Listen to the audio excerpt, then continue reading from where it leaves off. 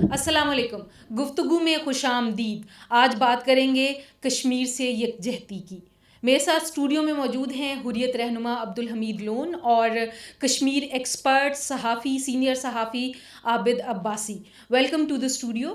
اور ہم ان سے پوچھیں گے کہ تحریک آج کہاں کھڑی ہے. اتنے بڑے بڑے ظلم ہونے کے بعد بھی تحریک آج کہاں کھڑی ہے, کس طرف جا رہی ہے, اور موجودہ حکومت کو یہ کس طرح دیکھتے ہیں کہ کشمیر کا مقدمہ کس طرف لے کر چل رہے ہیں. جی, سب سے پہلے میں آپ سے پوچھوں گی عبدالحمید لون صاحب, آپ ماشاءاللہ سے آپ کے دہائیاں گزری ہیں کشمیر کے کاز کو پروپیگیٹ کرتے, اس پہ بات کرتے. آپ کو اس وقت کی تحریک میں اور پہلے کی تحریک میں کوئی فرق محسوس ہوتا ہے؟ آپ کو یہ تو نہیں لگتا کہ دب گئی تحریک اتنے سارے مظالم سے؟ بسم اللہ الرحمن الرحیم. 5 فروری جس طرح سے کشمیریوں کے ساتھ یکجہتی کا اظہار کیا جاتا ہے, دراصل اس دن دنیا کو باور کرایا جاتا ہے کہ کشمیر کے ساتھ پاکستان کی حکومت اور یہاں کے 22 کروڑ عوام ہیں. وہیں پاکستان ہمیشہ سے یہ کشمیریوں کا معاون و مددگار رہا ہے, اور جب تک نہ مسئلہ کشمیر اپنے منطقی انجام تک پہنچ جاتا ہے, پاکستان اسی طرح سے کشمیریوں کے ساتھ یکجہتی کرتا رہے گا. سفارتی, اخلاقی اور سیاسی سپورٹ بھی جاری رکھے گا. جہاں 5 اگست کے بعد مودی نے جو اقدامات اٹھائے, مسئلہ کشمیر کے حوالے سے ایک نئی صورتحال نے جنم لیا, جہاں ہندوستان کبھی نہیں چاہتا تھا کہ انٹرنیشنلائز ہو جائے. 3 دفعہ سیکیورٹی کونسل کا اجلاس ہوا, عالمی رہنماؤں کے سٹیٹمنٹس آئے ہیں. وہیں جو سابقہ پریزیڈنٹ امریکن ہے ڈونالڈ ٹرمپ, ان کے جو سٹیٹمنٹس آئے ہیں کہ میں ثالثی کروں, اس سے ہمارا معاملہ ریکگنائز ہے. اب مسئلہ کشمیر دنیا کے لیے انجان مسئلہ نہیں رہا ہے. اب عالمی ایوانوں تک کشمیریوں کی آواز پہنچ چکی ہے. یہ مسئلہ اب گونج رہا ہے ہر جگہ. تاہم آج کی ڈیٹ میں ہم دنیا کے پاس جائیں, ہم نے سفارتکاری کو جارحانہ انداز میں آگے بڑھانا ہوگا. ہم امریکہ کے اندر جائیں, وہاں لابی کریں. ہم یورپ کے اندر جائیں, ہم برطانیہ کے اندر جائیں, اور ویل ورسڈ پارلیمنٹیرین جو ہماری طرف سے جو انوائز وہاں جائیں, وہ ویل ورسڈ پارلیمنٹیرین ہو, حریت کانفرنس کے لوگ ہو یا آزاد کشمیر کے لوگ ہو, تاکہ دنیا کو ہم بھارتی ظلم و جبر سے آشکار کریں, اور جہاں ہیومن رائٹس وائلیشن ہو رہی ہیں, جہاں یہ اٹراسٹیز ہو رہی ہیں, ان کو ہم پوائنٹ آؤٹ کر سکیں. تو لہٰذا اس پہ کام کرنے کی ضرورت ہے. اور میں سمجھتا ہوں کہ اب ہندوستان چونکہ پریشرائز ہے, ہندوستان پہ سخت دباؤ ہے. اگرچہ قدغنیں ابھی بھی وہاں پر ہیں, وہاں پر مواصلات, ذرائع ابلاغ کے ادارے, ان پہ قدغنیں ہیں, فریڈم آف پریس نہیں ہے, فریڈم آف ایکسپریشن نہیں ہے, لوگوں کی زندگی کے جو معاملات ہیں وہ درہم برہم ہیں, امن وہاں درہم برہم ہے. وہاں پر ہندوستان چاہتا تھا کہ میں میانمار طرز پہ قتل عام کروں, میں یہاں پر نازی طرز پہ قتل عام کروں. تاہم حکومت پاکستان کے دو ٹوک موقف نے اور پرائم منسٹر عمران خان صاحب کے بیانات نے ہندوستان کو جو ہے گھٹنے ٹیکنے پہ مجبور کر دیا ہے.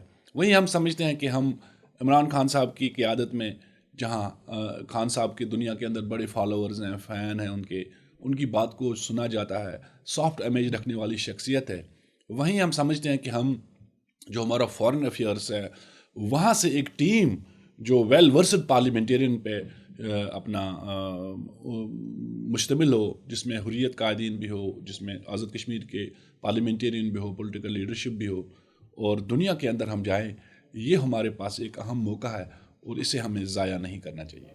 عابد عباسی صاحب, آپ کشمیر ایکسپرٹ ہیں, آپ نے صحافت بھی کی ہے اتنا عرصہ, خود بھی رپورٹ بھی کرتے رہے ہیں, نیوز پیپر کے لیے بھی آپ نے لکھا, الیکٹرانک میڈیا میں بھی. آپ کو کیا لگتا ہے کہ اس وقت انٹرنیشنل میڈیا کس حد تک الرٹ ہے کشمیر ایشو کو لے کر؟ بہت شکریہ نائت.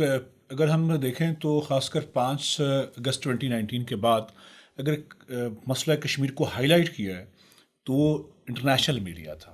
آپ جب 5 اگست کے اقدامات اٹھا کے دیکھ لیں, 5 اگست کے اقدامات ہوتے ہیں تو وہاں کا جو ریاستی میڈیا ہے اس کو وہاں پر بلیک آؤٹ کر دیا جاتا ہے, وہ بند ہو جاتا ہے, وہاں پر آن لائن ایڈیشن اس کے بند کر دیے جاتے ہیں. اور دوسری جانب جو دلی نواز میڈیا تھا اس نے وہاں کی جو گورنمنٹ کے اقدامات تھے اس کا پرچار کیا. لیکن وہاں پر جو انٹرنیشنل میڈیا, جو فارن میڈیا وہاں پر بیٹھا ہوا تھا, اس نے کشمیریوں کا نہ صرف مسائل کو اجاگر کیا وہاں پہ, بلکہ وہاں سے اس نے پورے طریقے سے جو اس کی رپورٹنگ تھی اس حوالے سے وہاں سے رپورٹ کیا، اور ان کو خاصی مشکلات کا سامنا کرنا پڑا جو انٹرنیشنل میڈیا کے وہاں پر لوگ تھے. آپ دیکھیے اس کے بعد واشنگٹن پوسٹ نے اس پہ آرٹیکل لکھے، وہاں پر نیو یارک ٹائمز نے لکھے، پھر آپ الجزیرہ کو لے لیں، آپ بی بی سی نے اپنا ریڈیو ٹائم جو ہے وہ بڑھا دیا وہاں کے اس سچویشن کو دیکھ کر.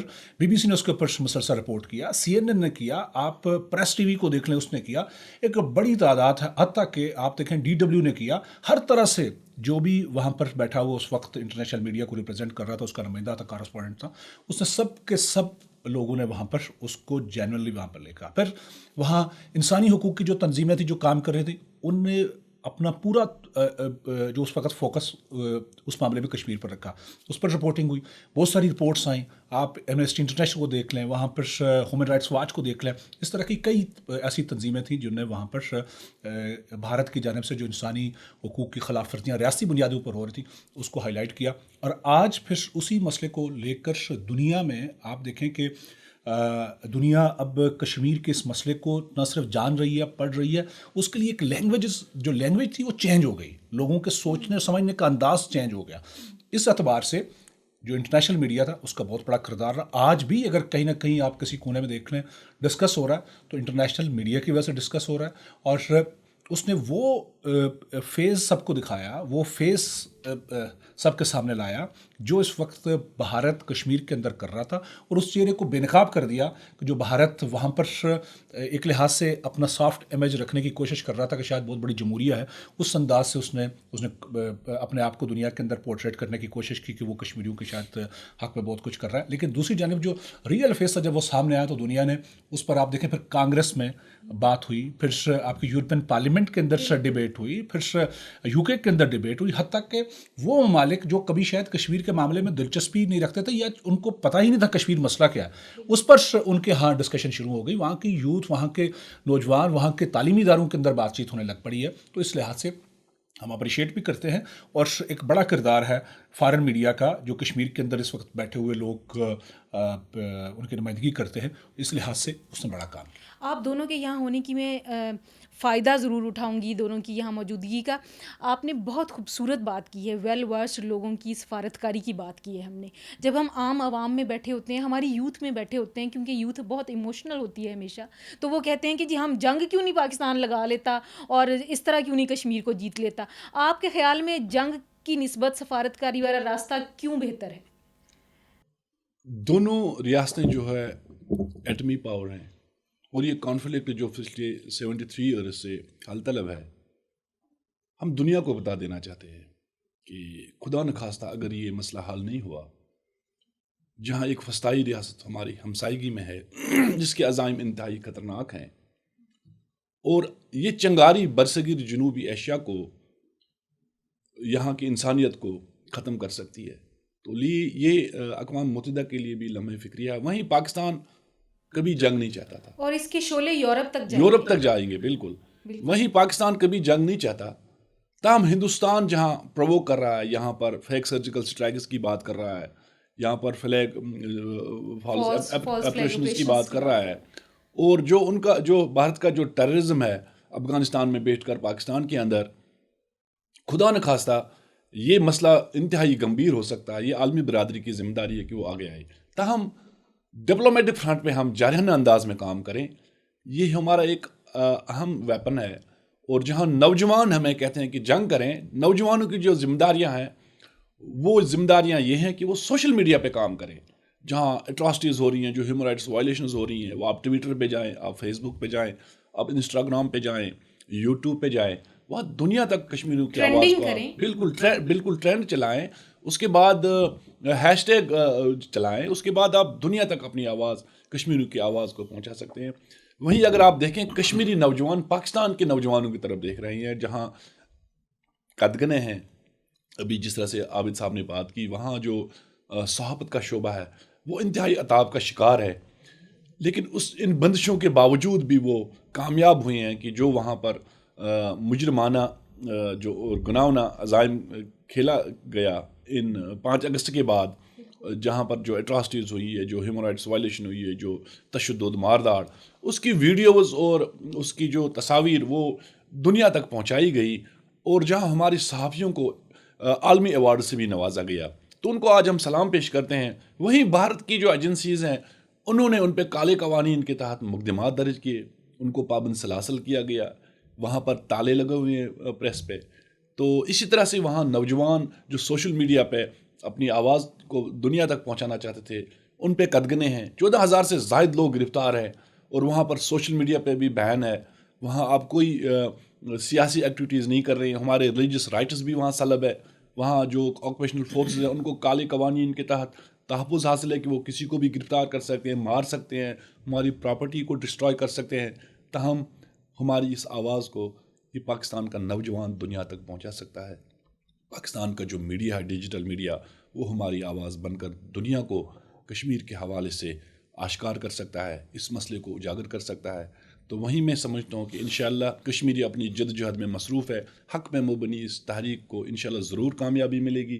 وہیں میں دنیا کو بھی ایک مرتبہ پھر اس چیز سے جو ہے متنبہ کرتا ہوں کہ خدا نخواستہ اگر دو ممالک کے درمیان جنگ چھڑ گئی وہ تباہی کا باعث ہوگی، اور برصغیر جنوبی ایشیا کے ساتھ ساتھ پوری دنیا میں انسانیت کا نام و نشان مل سکتا ہے. بالکل، اس میں کوئی شک نہیں ہے. عابد عباسی صاحب، آپ کا کچھ صحافیوں کے ساتھ تعلق واسطہ رہتا ہوگا یقیناً ادھر کے بھی. آپ مجھے یہ بتائیے کہ وہ کچھ آپ کو بتاتے ہوں گے، لوگوں کے مورالز لو تو نہیں ہو گئے، تحریک دب تو نہیں گئی اتنے بڑے ظلم کے بعد، اتنے لمبے عرصے کے وہاں پہ لاک ڈاؤن کے بعد؟ بلا شبہ ظاہر ہے آپ کا رابطہ رہتا ہے، چونکہ ایک زمانے میں ایک جوائنٹ فورم بھی بنا، اس کے بعد وہاں کا جو جرنلسٹ ہے اس سے رابطہ رہا. لیکن بیچ میں جو خاص کر 5 اگست کے بعد کے حالات تھے، انٹرنیٹ کی سہولت نہیں تھی، آپ نہیں کر سکے، کمیونیکیشن گیپ آ گیا. لیکن بعد ازاں پھر یہ کنٹینیوٹی آئی. آج بھی اگر دیکھیں آپ، تو آپ جب 5 فروری یہاں پر پاکستانی قوم کشمیریوں کے ساتھ ہزارہ یکجہتی منا رہی ہے، تو وہاں پر 6 فروری تک جو انٹرنیٹ کی سہولت ہے، تیز رفتار سہولت، اس کو بند کر دیا گیا ہے کشمیریوں کے لیے. دوسری جانب یہاں تک ہی نہیں، آپ اگر دیکھیں وہاں کے جو میڈیا سے وابستہ لوگ، خاص کر چونکہ ریاستی، وہاں پہ کشمیر کے اندر کچھ 4 طرح کا میڈیا ہے. ایک وہ میڈیا جو ریاستی کراتا ہے، ریاستی اخبارات پر مشتمل ہے، ریاستی وہاں کی ایکٹیویٹی پہ. دوسرا وہ جو دلی نواز ہے، یعنی دلی کے جو الیکٹرانک اور پرنٹ میڈیا کے لوگ ہیں. ایک فارن میڈیا، ایک سوشل میڈیا کے لوگ ہیں جو وہاں پر کسی نہ کسی لحاظ سے اپنی ورث رکھتے ہیں یا فری لانس کے طور پر اس کے اندر اپنا کام کر رہے ہوتے ہیں. تو اس اعتبار سے اگر دیکھیں تو سب سے زیادہ جو آڈیٹوریل لکھے جانے تھے، جو پاورفل میڈیا ریاستی اعتبار سے تھا، جن نے کشمیریوں کی نمائندگی یا ان کی آواز اور ترجمان ایک لحاظ سے تھا، اس پر قدغن لگا دی گئی. ایک نئی پالیسی، میڈیا پالیسی بھارت کی جانب سے صرف کشمیر کے اخبارات اور وہاں پر جو جرنلسٹ ہیں ان کے لیے جاری کی گئی، وہ اس قدر سخت اور اس قدر قدغن ہے.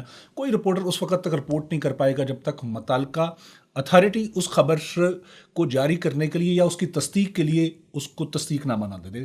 اور پھر یہاں تک کہ نہیں، اگر کسی نے وہ رپورٹ کر دیا، چھپ گیا، اس اخبار کے خلاف، اس رپورٹر کے خلاف اور اس کے ایڈیٹر کے خلاف ایکشن ہوگا. اس کے خلاف جس طرح مختلف قوانین کے تحت جو ہے اس کے خلاف FIR لانچ کی جائے گی. یہ اس طرح کی پوزیشن وہاں پہ اس وقت ہے.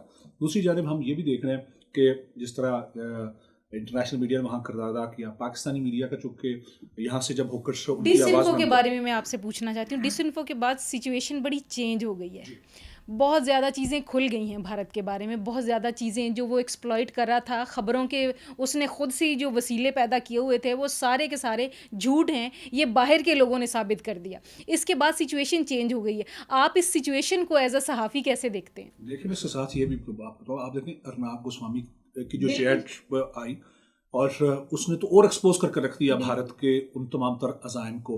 دیکھیے، کوئی بھی کنٹری ہے جب اس کی وار اپنے اگینسٹ کنٹری کے ساتھ چل رہی ہوگی تو ڈیفینیٹلی اس نے پروپیگنڈا کرنے کے لیے ایسی تمام فیکٹریز تیار کر رکھی ہوں گی جہاں سے اس کے مطلب کی خبر نکلنی چاہیے اور دوسروں کو ڈیمورلائز کرنے کے لیے اس کے لیے کام ہو. وہاں کا جو کشمیری صحافی ہے، میں نے کسی صورت اس کو نہیں دیکھا کہ وہ ڈیمورلائز ہے، باوجود اس کے کہ اس کے اوپر بہت پریشر ہے، اس کو ہراساں کرنے کی کوشش کی جا رہی ہے، خوف میں مبتلا کرنے کی کوشش کی جا رہی ہے، لیکن کسی صورت وہ بھارت کے ان ہتھ کنڈوں کے نیچے دبا نہیں ہے اور بھرپور ایک آواز ہے. دوسری جانب ہم اگر اس حالات کے اندر بھارت کی جانب سے جس طرح کی خبریں آ رہی ہیں ان کی بات کریں تو بھارت کا چہرہ دنیا کے سامنے سخت بے نقاب ہوا ہے. اس ساری رپورٹ کے بعد. اس سے پہلے ایک آپ کو یاد ہو ایک رپورٹ آئی تھی, امریکن میگزین نے ایک رپورٹ کیا تھا, اس کے اندر اس نے برملا طور پر یہ بتایا کہ بھارت نے افغانستان کے اندر, پاکستان میں, حتیٰ کہ سری لنکا میں بم بلاسٹ کرائے, اور پھر وہاں تک ہی نہیں, اس نے یہ بھی بتایا کہ وہاں سے جو منی لانڈرنگ ہوئی کن کن ان آرگنائزیشن کو, کردم آرگنائزیشنس کو ہی جو دہشت گردی کرتی تھی. تو اس لحاظ سے بھارت اب دنیا میں وہ امیج نہیں رکھ پا رہا جس کا وہ خیال کرتا تھا کہ میں شاید ایسی پوزیشن ہے. آج ہر بندہ اس کی طرف انگلی اٹھا رہا ہے ان تمام رپورٹس کے بعد کہ آپ دہشت گردی میں کہیں نہ کہیں ملوث ہیں. اور پھر سب سے بڑا اگر آپ دیکھیے اس معاملے میں, پاکستان میں بیٹھا ہوا وہ شخص جس کو گرفتار کیا گیا کلبھوشن یادو کی صورت میں, وہ ایک بڑا ٹھوس ثبوت ہے. تو دہشت گردی کے اعتبار سے پاکستان کے پاس بھی اور دنیا کے پاس جس طرح کی دستاویزات اس وقت موجود ہیں وہ بھارت کو دہشت گرد قرار دینے کے لیے کافی ہیں. اس پر کام ہونا چاہیے. ہماری سفارتکاری جو ہے اس طرف ہونی چاہیے کہ بھارت کو اس معاملے میں روکا جا سکے. اور اس خطے کے اندر جو بڑھتی ہوئی صورتحال ہے, اگر کشیدگی بڑی, آپ یاد رکھیے کہ ایک ایسی رپورٹ, یعنی اس عرصے کے اندر رپورٹ ہے کہ 30 ملین سے زائد لوگ جو ہے ان کی جانیں جا سکتی ہیں اگر سے دونوں ممالک کے درمیان اگر یہی کشیدگی رہی اور جنگ خدا نخواستہ کسی صورت ہو گئی. اور پھر آپ یہاں تک ہی نہیں معاملہ رہا, پھر آپ دیکھیے کہ سب سے زیادہ پرابلم اس وقت اس خطے کے اندر یہ رہے گا کہ چائنا چونکہ تیسری بڑی طاقت ہے اور وہ کشمیریوں کی اس موقف کی جو حق خودارادی کے لیے اقوام متحدہ نے پاس کر رکھا ہے کشمیریوں کے حق میں, اس کی حمایت کر رہا ہے. اور اس کو لے کر جب اب وہ انٹرنیشنل کمیونٹی میں دوبارہ گیا ہے تو کشمیریوں کے موقف کو مزید پذیرائی ملی ہے. بالکل, بہت شکریہ آپ دونوں کا. اور میں کنکلوژن میں یکجہتی جو ہے وہ ایک اور گروہ کے ساتھ بھی ظاہر کرنے لگی ہوں, اور آپ دونوں باری باری بتاتے رہے ہیں کہ انٹرنیٹ سروس معطل ہو گئی, یہ ہو گیا وہ ہو گیا, تو وہ خود کچھ ایریاز میں بھارت میں بھی چل رہی ہے. کسانوں کے احتجاج جہاں جہاں ہوتے ہیں وہاں بھی انٹرنیٹ سروس جو ہے وہ معطل کر دی جاتی ہے. وہاں پہ بھی لاٹھی چارج ہوتا ہے, لاک ڈاؤنز ہوتے ہیں, بڑی بڑی مشینری استعمال ہوتی ہے. جو ریاست کے اندر جو کچھ دمادم مست قلندر وہاں پہ شروع ہو چکا ہے وہی اسی کو ہی فیس کر لے بھارت, تو اس کے لیے یہ کافی ہے. اس کے ساتھ ہی آپ دونوں کا بہت شکریہ, اور گفتگو سے ناہید اختر کو دیجیے اجازت. اللہ نگہبان.